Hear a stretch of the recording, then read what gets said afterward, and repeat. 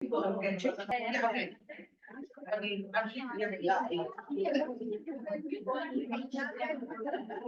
everybody. We can have everybody please take their seats. We'll go ahead and get started.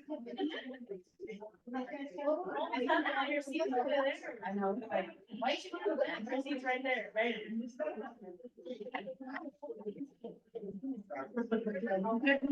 Good morning, everyone. Welcome.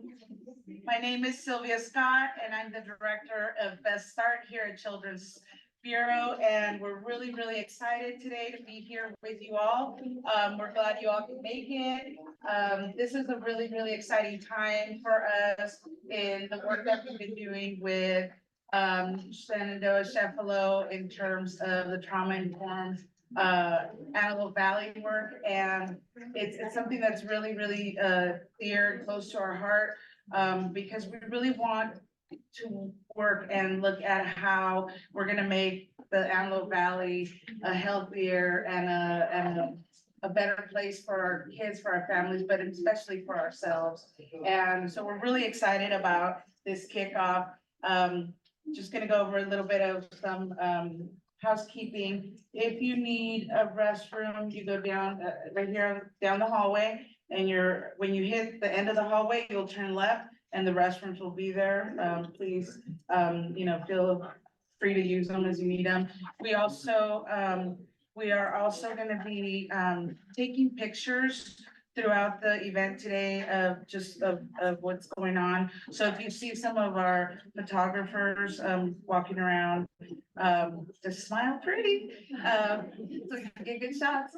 And again, I wanna thank everybody for being here. I wanna also take the opportunity to thank our Best Start crew who has been working behind the scenes, and that we have our program specialist, Stephanie Reyes. Hi. We have our community organizer, Omar Gonzalez, in the back. We have our data and evaluation specialist, David, and I believe he might still be at the sign-in table, or he's in the back. We also have our facilitator, Mr. Rel Arnwine, and the other person who is so behind the scenes, but we love her to death. And if you get a chance, say hi to her. Becca Choi, who is Shen's right hand, and has been working tirelessly to get all this set up and together. So I just really want to take an opportunity to thank the whole team to get this together. This is going to be an amazing opportunity for us, for you. And I'd like to start off with one is welcoming our dear friend Shenandoah Chefalo, and we've been working with Shen for over a year and a half now, almost 2 years, right? 2 years, yeah. And the opportunities that we've had and the opportunities that other residents have had of going through our trauma-informed workshops have had phenomenal response to them, and it's hard work. It's really to go through these workshops. It is hard work because it really entails a lot of personal storytelling. It entails a lot of work on where you want to make some changes and how you can now take these tools and these skills that you learn and take them out into the community, take them to your home, take them to your job. But it really is a phenomenal training. But let me tell you a little bit about my good friend Shen. Is plagued and embarrassed by her name, made worse by a nomadic childhood that made it impossible to build lasting relationships. Shenandoah Chefalo developed a tough skin at an early age. Along the way, she learned to deal with disappointment, push through discomfort, overcome adversity, and accurately gauge people's qualities. These are qualities that have helped her succeed.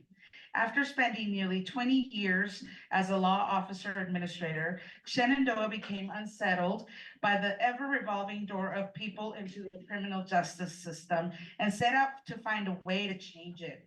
She attended Coach U and became a certified life coach. Working through the program, Shenandoah began to understand her childhood in a way she had never done before. She began researching and learned that there were nearly 400,000 children in foster care systems each day in the United States. Out of those children, 61% would age out of the system without having a place to live. Nearly 50% would end up incarcerated within 2 years of aging out of the system. And almost 80% of people on death row are former foster alumni. These and other statistics made Shenandoah realize she had to do something. She set out on a mission to tell her story and educate the general public about the grim realities of a life that she had always tried to hide. Through education, she believes that some of the grassroots solutions that she offers, as well as ideas and solutions from others, could change the lives of children and the landscape of the country. Shenandoah Chefalo is a graduate of Michigan State University. She holds a Bachelor of Arts with a major of interdisciplinary studies and social science, a core essentials graduate from Coach U, and volunteers with several organizations, both locally, nationally, and internationally. Shenandoah Chefalo is the author of multiple award winner Garbage Bag Suitcase, an ebook entitled Setting Your Vision and Defining Your Goals, and is also working on another book, Hiking for Stillness. She is the president and owner of Chefalo Consulting, trauma-informed specialist focused on holistic trauma-informed project management, implementation, training, and consulting services. She is also the co-founder of 4600 and Counting, a grassroots movement to find missing youth from care. I'd like to really give Shenandoah a hand and a real warm welcome for being here with us. She travels all over the world and she's here with us today. So we're really excited. Thank you for being here with us and welcome. Thank you. After that introduction, I don't feel, there's nothing left to say, like, let's just eat and go home maybe, Sophia. Wow, okay. It's hard for me when people introduce me. Do you get that uncomfortable feeling when people start talking about you? It's like, oh, I can do something. Can I invite myself to the restroom real quick? Thank you all for coming out and celebrating this with us with Best Start. This is, because I get to be all over the world, what you might not know is I get to talk about the Antelope Valley all over the world and this amazing commitment that this community has made to do this work. This is groundbreaking work. There's not a lot of communities undertaking this. I'm fortunate that I get to work with a lot of systems. I get to work in a lot of organizations and agencies. My real passion is community work because that's where we really begin to shift things, right? We can shift things individually in one organization, in one church, in one place, but when we can do it at the community level, it can change everything. And as I was saying, I love some of my friendly faces because now I'm starting to feel like the AV is my home away from home. I've been here a lot recently. But what happens when we shift that paradigm? I was talking to Alma about this right before we started, that the AV is where we want to be because we know people are loved and that people are welcomed here, right? Versus we have a lot of issues and it's we need help. It's like, so what if we shift that paradigm? So I'm super excited to talk to you today, and I'm super excited for you really more to hear from the panel and their experiences through this training as well. When we're going to talk about trauma, and this is just the real part. Let's see, well, maybe our thing doesn't want to work. There we go. Taking care of yourself is really important. Because, and those of you who've been through training with me know how seriously I take this, but we need the best you, right? We need the best you. And when we talk about trauma, even when we're trying to be professional, even when we're trying to do all the things, right? It gets us when we least expect it. It sneaks up on us in ways. Sometimes we hear something and it hits us in a way it never hit us before, even though we've heard it 1,000 times before. And when we're, especially in community settings, and some of you are here for work, right? We think, I'm just gonna push through. Please don't push through. Please take time to care for yourself. That means if you need to get up and stand in the back of the room, if you need to leave, if you need to go outside, please do that. And some people may say, but I'll miss something. You just come find me, find Becca, find anyone, we will get you caught up. Because when you are triggered, you can't learn anyway. And that pushing through is just imprinting in your brain that you're not valuable, that you gotta, that you've gotta just do the thing, and you don't. You are wonderful exactly how you are. I want, when you come to this work, if your organization is thinking about doing this work, we want all the parts of you. We want all the good, beautiful, wonderful parts of you, and we want all those not so great parts of you too, right? We want all of that. That's what makes you you. And so in this work, if we don't really prioritize taking care of ourselves, it's pointless. Because we need healed people to heal people. And we are all on some level needing healing. We have all had experiences that have broken us. So this may just feel like a trigger warning. It is not. It is the backbone to this work. And it's critical that we begin talking about it and just normalizing it for all of us. That this is the best we got today, right? Tomorrow may be better, maybe worse, and that'll be the best we have then. But I really want you to take that seriously. And if you take nothing out of this, take that. But let's just slow down sometimes in the work, be more intentional and thoughtful, and that it is okay to need a break. It is okay. This work will be there tomorrow, right? If you're working with the unhoused, we will have unhoused tomorrow. If you are working with DV victims, we will have domestic violence tomorrow. If you are working with people we will have that, like, we have to be the best part of us, okay? So please, please, if you need to walk out, just walk out. It is okay when we're doing this work. So I always like to start just a little bit. I get to talk about myself, which I sometimes don't like. Oops. But Sophia mentioned, I'm a Michigan State grad. Oh, go green. We've had a tough year, Michigan State grads. We've had a tough year with some big problems. If you haven't heard, you can just Google it. There's a lot to read, okay? I am also a huge football fan. Those of you that have been in training with me know this, and my poor Detroit Lions. Oh, Sorry, y'all. It's hard for this girl because I'm a Lions fan, season ticket holder through and through. It's hard weekend, okay? So I got some trauma of my own. I'm trying to suppress to be here with you. But oftentimes, the reason I love Michigan State isn't because of football, isn't because of any of that. And I'll tell you why I always start talking about my alma mater, because my love for it runs a little bit deeper and is a little bit different than maybe everybody else's love for their alma mater. So we'll come back and revisit that. But let me tell you a little bit about my life. I have a daughter who is amazing and also difficult, who is wonderful and engaging and also gets under my last nerve.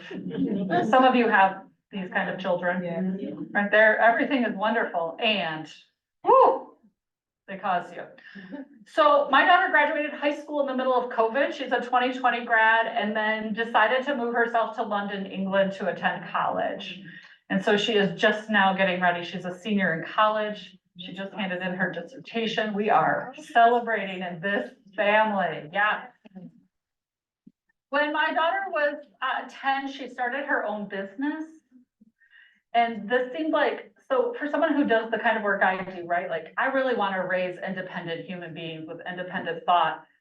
That is a wonderful thing. And it comes with a lot of baggage in and of itself when you start raising independent people. And Sophia, if your mom was here, I know she would support me in this because Osis and I have had conversations about raising independent daughters. Whew. Sometimes when you raise them to be independent, it comes back. But she started her own business when she was 10. And I say this because one of the only tools you have as a parent sometimes is financial. It's like a real tool to get kids motivated to do things. But when they start their own business and they start making $40,000 a year, you lose that. You lose that real quick. And then all of a sudden you got to find some new tools to pair it. It is not an easy, fun thing that I thought it would be. It turned out to cause some challenges in our life, but we did it. That same year, we decided as a family to give up Christmas. No Christmas tree, no lights, no gifts. It's for those of you who are still coming out of the Christmas stupor, because we're at the end of January and you got your credit card bill, right? Like, it's a wonderful thing, no stress. And we decided instead to create memories and have experiences together. And so we began traveling around the world when she was 10. And that brought us to all kinds of places, including London and Paris and Madrid and Barcelona, and ultimately to the top of Mount Kilimanjaro. In 2019, we summited on New Year's Day, Mount Kilimanjaro, to raise awareness for youth aging out of foster care. And that wasn't a passing thought for us, but it was a really me putting the exclamation point of telling my story, which I'll tell you in just a moment. What we wanted to say is, what would happen if we took someone who came from the lowest lows of America and we proved that you could reach literally the highest highs of the world? So if you don't know, Mount Kilimanjaro is the tallest freestanding mountain on Earth. So you might be thinking, what about Everest? Everest is part of a range, a mountain range. This is a singular mountain, and it is just shy of 20,000 feet above sea level. So those of you who maybe spent some time in Colorado and they talk about the 14,000 footers, we're gonna add on to that a little bit, and you are literally quite above the clouds. So we'll talk about that experience. And then of course, talking about my life wouldn't be complete. This is literally the view when I get to do dishes when I am home. My home is Traverse City, Michigan, so northern Michigan. Some of you all think it's cold. Who thinks it's cold in the AV today? Some of you have winter coats on. Yeah.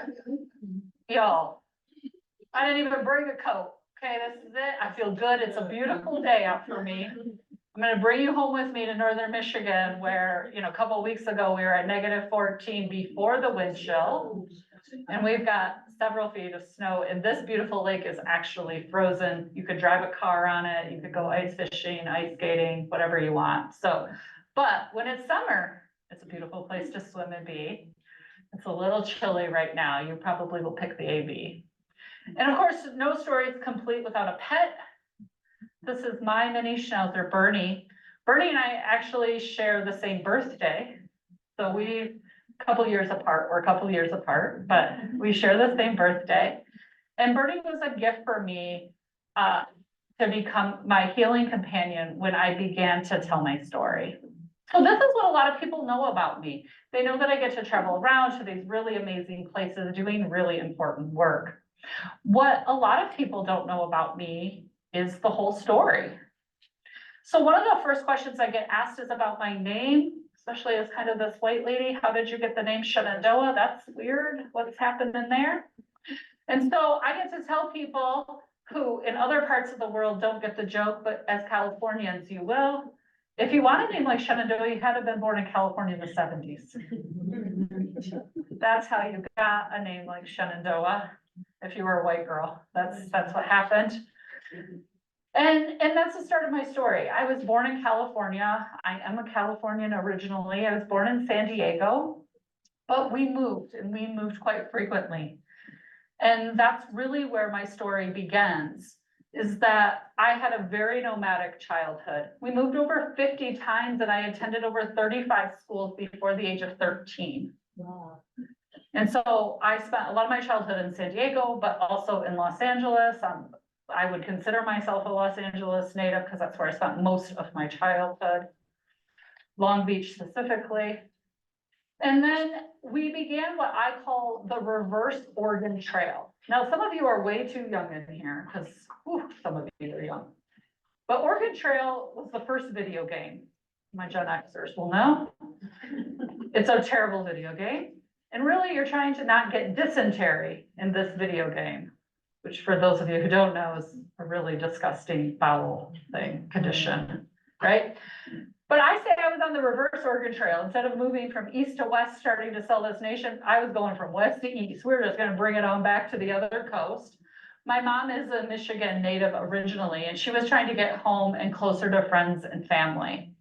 Right before I turned 13, we made our way to Michigan. after many stops along the way, including Las Vegas and Phoenix, Salt Lake City, Boulder, you name it, and I've spent time there probably.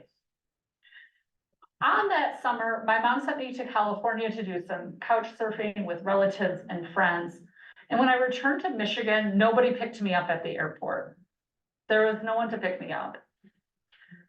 Now, again, those of you who are more my age remember that before 9/11, you used to walk into the airport, go to the gate and pick up your people, right? Not wait in the parking lot like an Uber driver like we do today, because you can't get through anyway, right? But I convinced the flight attendant to allow me to get on the city bus and go to the only person's home I knew at the time, which happened to be my maternal grandmother. And she agreed. And this brings me to kind of one of the first really big issues within foster care and with people who can be taken advantage of very easily, and why we have over 5,000 kids who go missing from the foster care system each year, is we just don't even know where they are. And very easily, we could not know where I went, right? Because unsupervised, just, hey, welcome to the 80s, just go there and do whatever you want, right? And we just don't keep track of people, even in modern society. So it's a really important piece to the story. So I got on the bus and I went to my grandmother's home. She lived in what many of you know as a senior living community. She had a little apartment, right, with a kitchenette, but they would get together for meals and activities with other retired people. And so my grandmother, of course, let me in. I had only met my grandmother on a few occasions prior to this, but she let me stay with her. Now, prior to this, my mom had disappeared for periods of my life. That was not an uncommon experience for me. In fact, my mom had been arrested and incarcerated, and I sat at home for over 30 days wondering if she was ever coming back as just a 7-year-old. So in my life, getting to school, making my meals rested solely on me. And many of you have had this experience or have people in your life who have had this experience where we were parentified very young. We were the person taking care of ourselves and sometimes many other people as well. But what was different about this experience is that there was an adult tuned into what was going on. Because what I had become really good at as a child was pretending. I got really good with teachers of knowing that if you're an A student, teachers want to meet your parents. And on the other end of that, if you get into a lot of fights and are a failing student, teachers want to meet your parents. And I learned pretty early on that if I could manipulate my way to a BC student, no one ever cared what I did. And so I learned to do what I now call as hiding in the open, blending in, not raising too many red flags. And I've gotten a long way by doing this, by nodding my head in situations, by going along. So my grandmother knew, and what you can imagine is that a girl who's grown up in that kind of lifestyle, right? You just think about 13-year-old girls you know right now who maybe have great parents, right? They don't cause any turmoil at a senior living community. They just blend, right? I'm lying. They totally cause problems, right? They totally cause problems. I had a lot of trauma. I had lots of stuff that had occurred to me. And the people at my grandmother's facilities, listen, that girl's gotta go, or you gotta go. And so at 13, I was faced with a question. Do I become homeless? Now, I had been homeless a lot of times during my existence with my mother, and I knew how to survive on the street. I had those skills. I could do that. But what I wasn't sure of at 13 was, could I survive with a sick, ailing, aging grandmother on the streets? Because that's a whole different kind of thing, right? Taking care of only myself, that I could do. But how am I gonna like get my grandmother all the stuff that she needs at 13 years old? I wasn't sure if I could do that. But the other alternative was to call the authorities on myself. And to be quite honest, it may seem as an adult with like logical thinking in your brain that that's a really easy option. But for a 13-year-old who had not such a great opinion of police, and that opinion was based on a couple of things I had seen in my own communities that I'd lived in, and my own personal experiences. Right? I was in the home when police were called when my mother was being severely beaten and was told along with my mother that we should really learn how to obey better. I was in my home when police were called when my mom was brutally raped in front of me, only for no one to be arrested.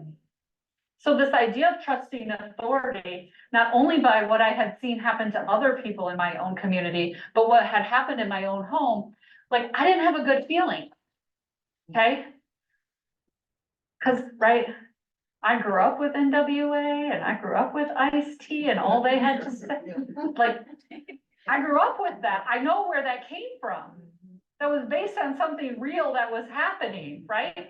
And I held a similar belief and opinion because I was a really hurt person who had saw some really bad things, some of it earned, and right? And some of it you just get for the reputation of what others have seen you earn. So calling the police for me was not just a simple, hey, let me do this, I'll be okay. The other, of course, complication is that in my community, being a narc, being a rat was the worst thing you could be. And so what would it mean if you turned in your own mother? What does that make you? And so this was not an easy decision for a 13-year-old traumatized girl to make. And this is why I think it's really important for us to talk about what do our children get exposed to? What kinds of people do they see on television, now on social media, right? You might say, Shen, there's a lot of white people on television. You are so right. Too many, probably. But there weren't people like my family on television because our problems didn't get solved in 30 minutes, right? We weren't a sitcom family and we sure all didn't love each other. I mean, that was real clear because we told you, don't tell your aunt, right? There were secrets galore. But the only person that I could come up with was this cute little girl with curly red hair. Now, some of you may know her as Annie. If you don't know, Jay-Z did a wonderful sample of the Hard Knock Life, right? But what happened for Annie? Who'd she get? Daddy Warbucks. Right now, if you could get Daddy, right now, if you're like, sign me up, where do I sign, right? So for a traumatized 12-year-old, the idea that, wait, I can go do this thing, which by the way, the orphanage, gonna be a little hard, but not harder than other things I'd seen on the streets and done and survived already. But in the end, I not only get Daddy Warbucks, a beautiful mansion, a great dress, I get a dog. This is a selling point to a 13-year-old kid. Because that's what our brains think like. That's where we are developmentally.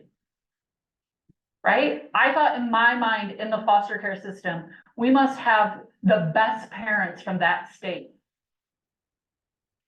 They must be the best parents available.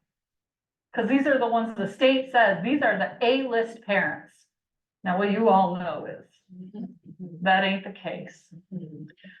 So I decided that I would call the authorities on myself under one condition, because right, I got to negotiate with myself that I can't kind of turn my mom all the way in, right? So I would tell them the least amount of information I could to get myself Daddy Warbucks, but to keep everyone else safe as well, right? Like, how can we all benefit in that situation? And so I called the authorities and the police showed up at my grandmother's house with a social worker. They did a 20-minute interview in which I said, my mom suffers from alcohol and drug addiction, which was true. My mom has been taking every kind of drug since the day I was born, including during the pregnancy. That my mom suffered from bipolar and manic depressive disorder. That can make in and of its own self a really interesting childhood. That was all true. I said, it's not uncommon for my mom to go missing for several days or weeks. All true. What I didn't tell them in that interview was the 13 years of physical and sexual abuse. What I didn't tell them was the numerous times my mom had sold me to her drug dealer to cover debt. What I didn't tell them was all the really painful things that had occurred to me. And in that 20 minutes of that interview, they decided I should be placed into care. And I was taken in an emergency placement, placed in that social worker's car. And I would never see anyone from my physical, biological family alive ever again, including my own grandmother. I'd spend the next 5 years in the foster care system. I would move an additional 15 times. I would attend additional 20 schools in that 5 years. There was no Daddy Warbucks. In my first day in foster care, I would be arrested. That's a story you get if you come to training. I would be labeled from that first day in foster care for the remaining 5 years, and it would never change. Now, unfortunately for me, I would also have a December birthday. See, there's these rules we do in communities where we say really dumb things like, hey, kids can't start school until they turn 5 before December 1st. We just make these arbitrary rules. If you ask people, nobody knows why it's the rule. I've been asking still to this day. Nobody knows, it just is. Unfortunately for me, my birthday was 10 days after that. And so I didn't get to start kindergarten when I was 5. I was actually almost 6 by the time I started kindergarten. And you would say, what's the big deal? Well, the big deal is if you then go into the foster care system, you turn 18 in the middle of your senior year of high school, and you will not get a diploma because on your 18th birthday, you will have to make a decision about what you're going to do to support yourself for the rest of your life. Now, many of you have been 18, yeah? You know how you know exactly what you're going to do when you're 18. How's that working out for everybody? Right? Still working on it. Me too, Odessa. Me too. Right? And so that's the thing. 18, highly traumatized. Nobody still knows my full story of all the trauma. And all I can think about is as soon as I'm done, I'm never talking about this again. And all I want to do is get a high school diploma. I'm not trying to do something fancy. I'm not trying to go to school. I'm not trying to do any of that. I'm trying to get a high school diploma. Because my mother didn't have a high school diploma. My mom got married for the first time when she was 15 years old. My mom has since been married 9 times, y'all. That's what I'm looking at. Right? So all I'm trying to do. But I'm going to turn 18 halfway through my senior year of high school. And by the way, in Michigan in December. My last placement is in a very rural community. Not too dissimilar from this, no public transportation. My high school is literally built in the middle of a cornfield. Here, it would just be in the middle of the desert. There's a building. You all know these places, right? No housing around. No way for me to get to the school, even if I could find an apartment that you could afford on $3.25 an hour, which was minimum wage for me at the time. I was working at a hardware store. All I wanted was a high school diploma. Coming home from work one day, I thought, what if I could convince my foster parents to allow me to stay for these last 5 months if I paid them what they've been receiving from the state of Michigan for my care? Because my little brain, although not a mathlete, could calculate that's way cheaper than a car, an apartment, insurance. I can't make that happen. And so my foster parents agreed. If, always an if, they got a $50 a month raise. Now, there's no negotiating. I have no other choice. But what that $50 a month cost me was things like toothpaste and deodorant and feminine hygiene products.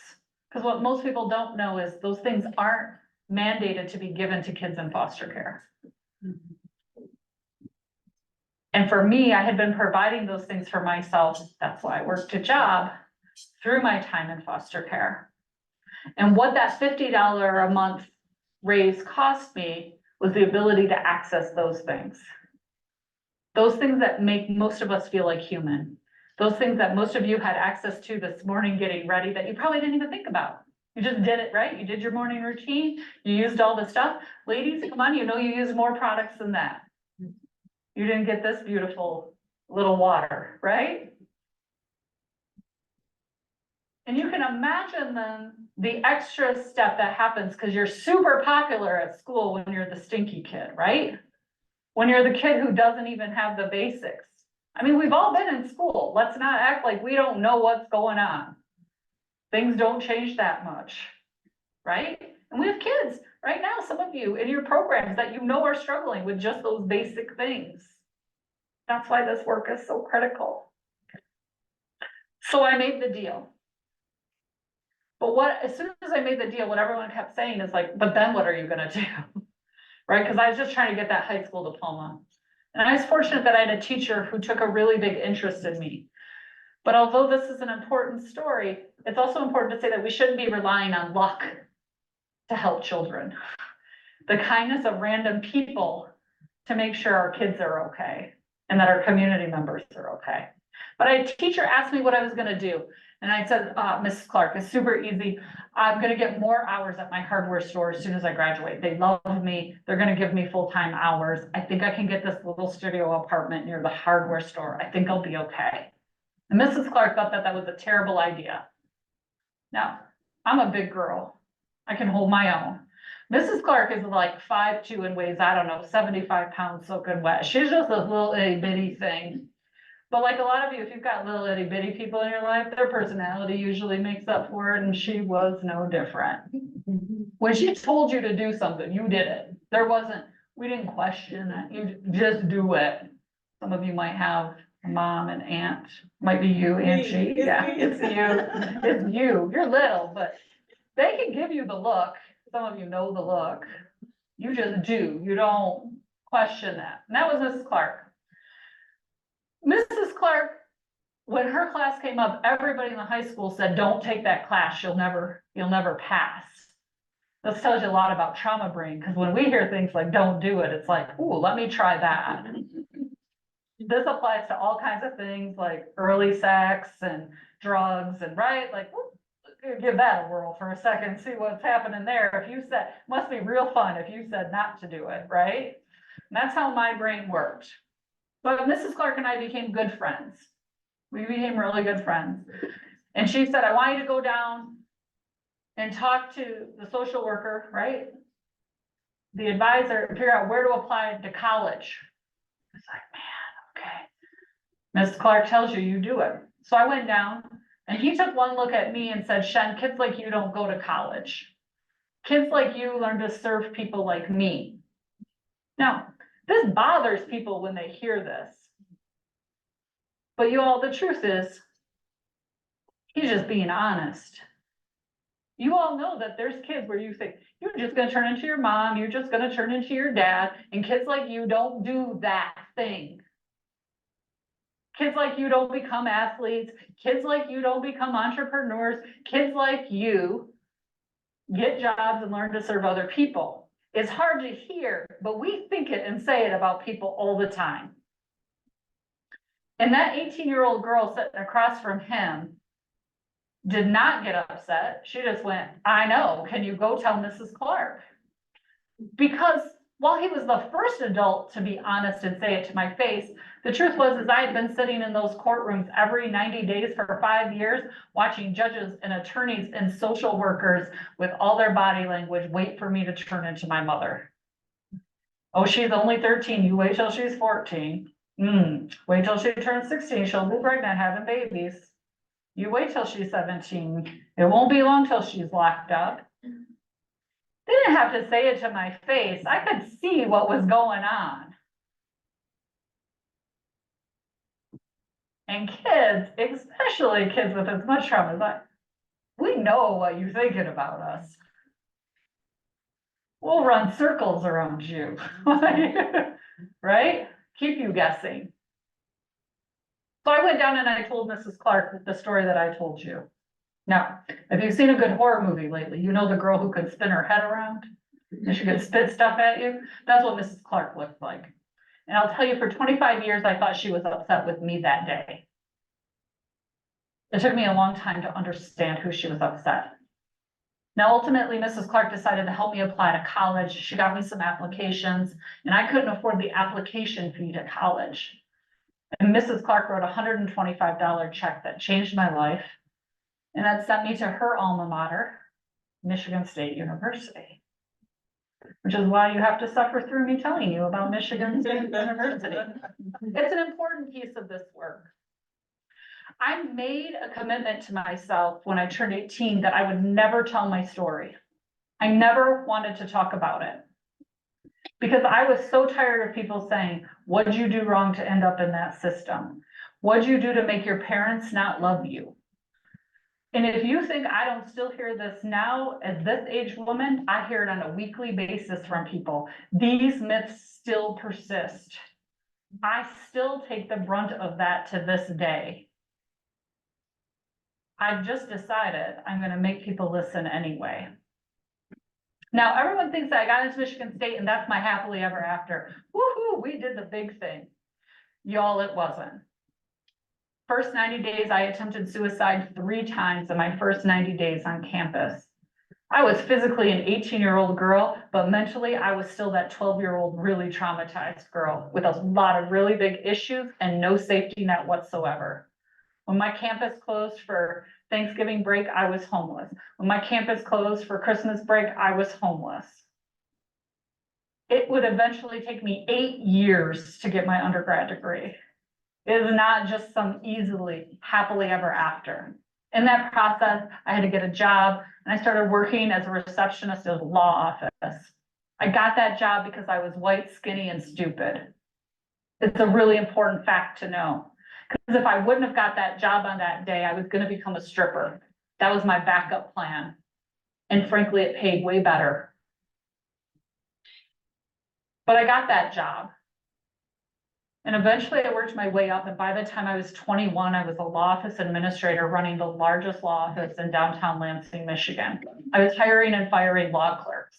And I hired a law clerk one day that I fired 24 hours later and stayed married to for almost 27 years. True story. Right? And we decided that we could practice law in a different way because we had started representing whole families. We did criminal defense work. We had seen grandfathers and sons and grandsons go to prison. And we were asking a really naive question. How can we help our clients make better decisions? Because that's what it felt like. Y'all just make really bad, dumb decisions, right? Rob a bank with your face on camera. That's a dumb decision, right? Like selling crack to an undercover cop, bad decision, right? Like that's what it seemed like. It was a really stupid question, but sometimes stupid questions lead us to really good places. In that time, I have to tell you, I never told anyone about my time in foster care, including my spouse, who only learned in 2011 about my time in foster care. You can do the math. In the process of us asking that, I went back to school to get my coaching certificate, to coach them out of dumb decision making. And I had a midlife crisis in my early 30s. Where I started to realize that perhaps the things that happened to me in my childhood were living out still in my present life. That although I thought I was running, that I had locked that away, that I had compartmentalized, that it was actually leaking out into every component of my life. And not only my life, but all the people that I was supposedly trying to help's lives as well. When I came back and we started coaching, what I found is that all the things I cared about in my community, I know there are things you all care about in your community. We're all linked to early childhood adversity. This was in the 90s when we first got the study on adverse childhood experiences, and we were first getting exposed to understanding what adverse childhood experiences does to people. As Sylvia mentioned kind of in the intro, we have over 500,000 kids in the United States in foster care. 50% of the girls will be pregnant by 19 and a half, and 50% of the boys will be incarcerated by 19 and a half. It's huge.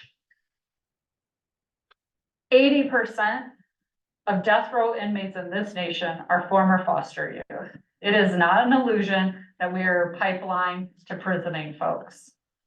And it works really well because both are very profitable. They're privatized. These are profitable systems. They are making money, and we need people in those beds to make money. My really good friends at Aaliyah and the folks at Ecotone said, what is it actually costing us in dollars? Because if your heart's not in it, sometimes you guys know this, you gotta talk to people's pocketbooks and how much you're paying in taxes.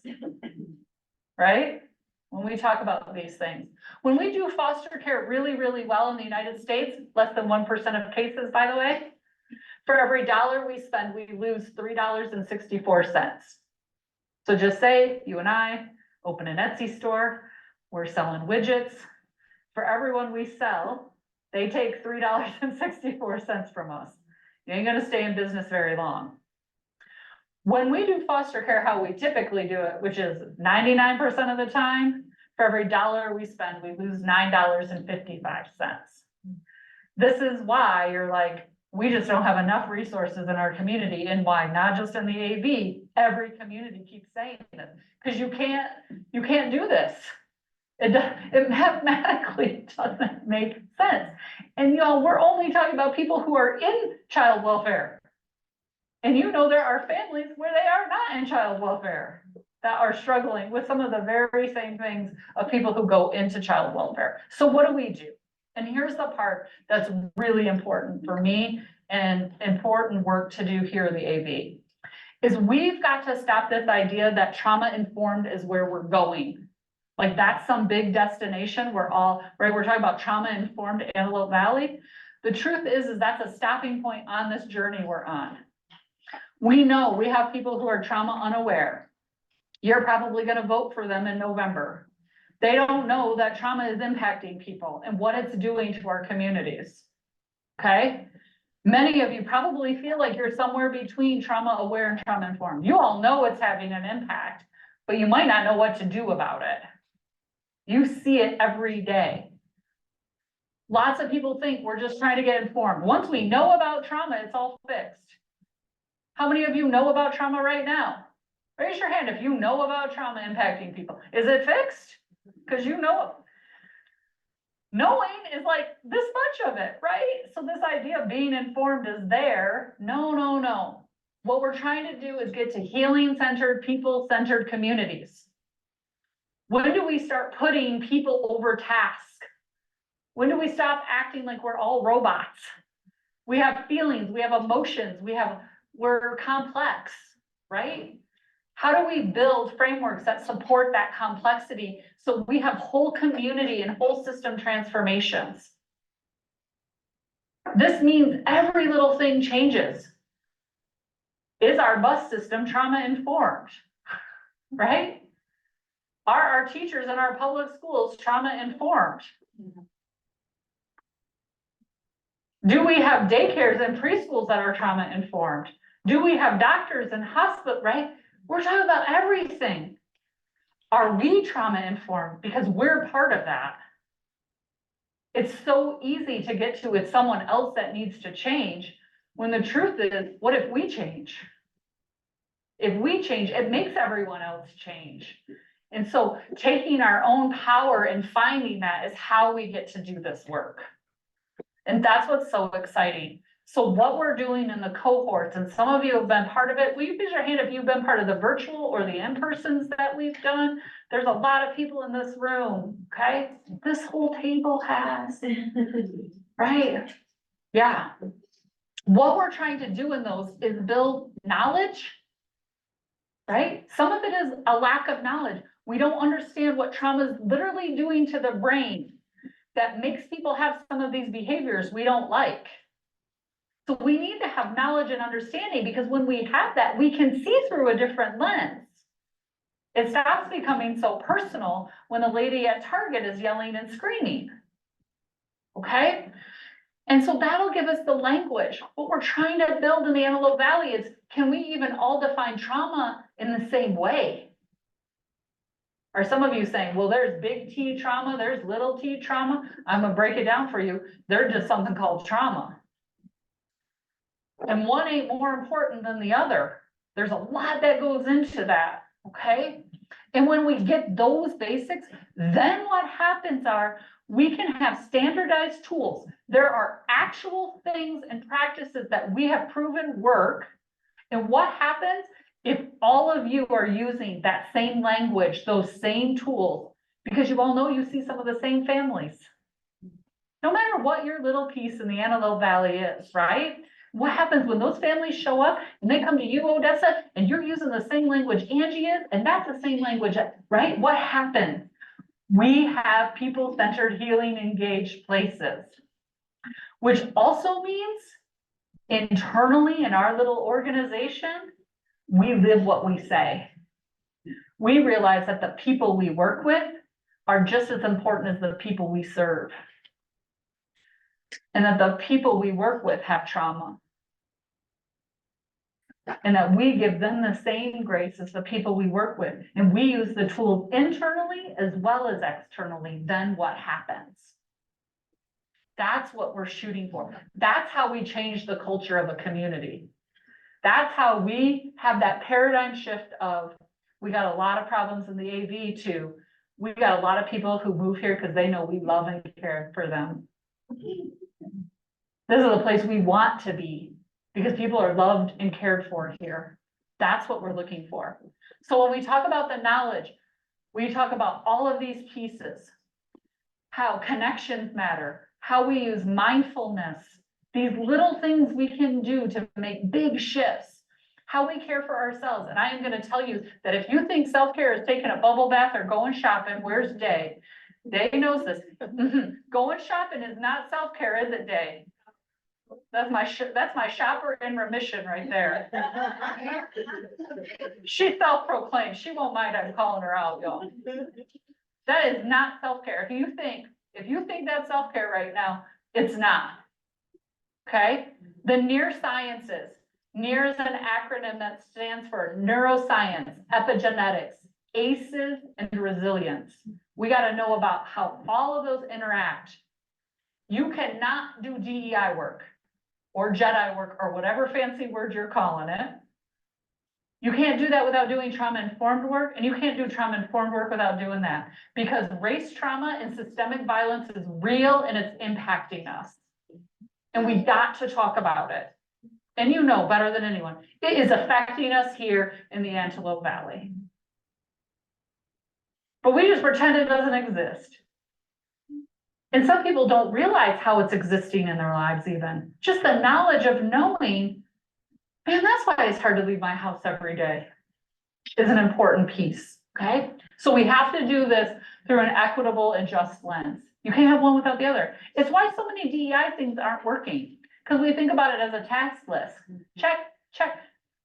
This is not a checkbox. This is shifting us. And that's why we never arrive. This work will outlive me, you, and your grandkids and your great-grandchildren. We will still be working on this. But I don't know about you. I want to just shift it a little bit so it's a little bit better for that next one, man. Right? In my time. We can't also do this work without talking about, I'm sure none of you have burnout. That is trauma related, y'all. We talk about wellness, how we want people to take care of themselves, and then we're like, by the way, take on 17 more cases. Okay, we got to talk about it. We got to talk about how we're going to shift those kinds of systems. We can't just keep doing it. And then we're going to get to the coaching model. Okay, inside out work. We're going to have a panel discussion here, and I'm so excited for them to share with you. It starts with you. I think that's the one thing that every attendee that comes to the training will tell you, is it's so easy to think about, like, if my boss would do this, then we would make changes, unless you're Alma and you are the boss. And then it's you. There's changes you can make that will shift everyone else regardless. You could be the lowest paid person in your organization and you have power to do this work. And everyone is welcome to this work because it doesn't matter. Your education level doesn't matter. None of that matters in this work. We are all the same because it turns out trauma is trauma is trauma. And we all have a piece and a voice to play in this work. There's not a singular person. So just thinking about this, the definition I want you to think about, and then I want to start our panel discussion, is trauma is something that overwhelms a person's ability to cope. What is traumatic for me may not be traumatic for you. Our biggest mistake in this work is getting in competition with each other and saying, that's not really trauma, sweetie. Pull yourself up and keep going. Let me tell you something that's hard. That is our number one mistake we make in this work. We are not competing with each other. It turns out we can both have really hard things going on. One person doesn't get to just live in that space. The other thing is for some of us, trauma is so normal, we don't even recognize it. And that's a piece I'm going to leave you on that we're going to really explore during our training. With lots of great stories. Okay. Question before we start our panel. I'm going to move us a little bit. Because see, I could just talk to you about all of this for 6 hours. I think you all could see. I love it. I love it that much. What we're really going to start talking about is community trauma. Not that just that stuff that happens just on the personal level, but starting to understand it's the things that come all around us. Okay. All right. So with that, you want to do a little break? Yeah, let's take about 5 minutes. Yeah. And then we'll come right back and get started on our panel. To talk about what's next. What's next? Okay. All right. 5 minutes. Take a little break. Grab some little snack.